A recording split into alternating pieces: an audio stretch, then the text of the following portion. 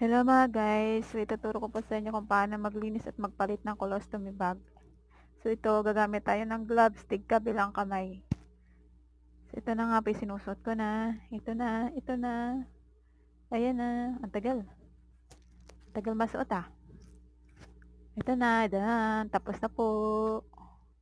So ito na nga po ang colostomy bag. I-ready na natin para pag nalinisan natin yung colostomy, naka-ready na lang, ididikit na lang natin. So ito na nga, nilalagay ko na yung panlock. Panlock ng colostomy bag. Ito na nga po, para ako sinisipon.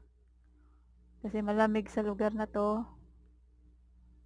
Ito na nga yung alaga ko, hindi nakakanood ng Itbulaga, kaya nagiging dragonfly. Si Ma'am Edith, pag hindi siya nakakanood ng Itbulaga, nako, huwag ka nang tumabi sa kanya. At baka mahampas ka.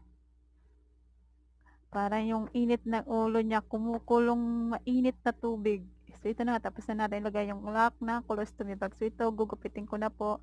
So, pwede naman 'tong gunting kasi personal naman na gamit nila 'to. Pero pang medical talaga yung ano, ginagamit sa hospital. Mga pang medical na scissor, tsaka yan na nga po, nagupit ko na. So, ganyan kalaki yung size ng colostomy bag. So, yan nga po, pasensya na po, hindi ko alam kung paano mag-edit ng video, kaya napakita ko pala yung hindi dapat na ipakita. So, ito tatanggalin na natin yung dikit kasi papalitan natin siya ng bago. Yan na po, nalinis ko na yung colostomy. So, ito na, ididikit ko na po ulit. Yan na po. Salamat po.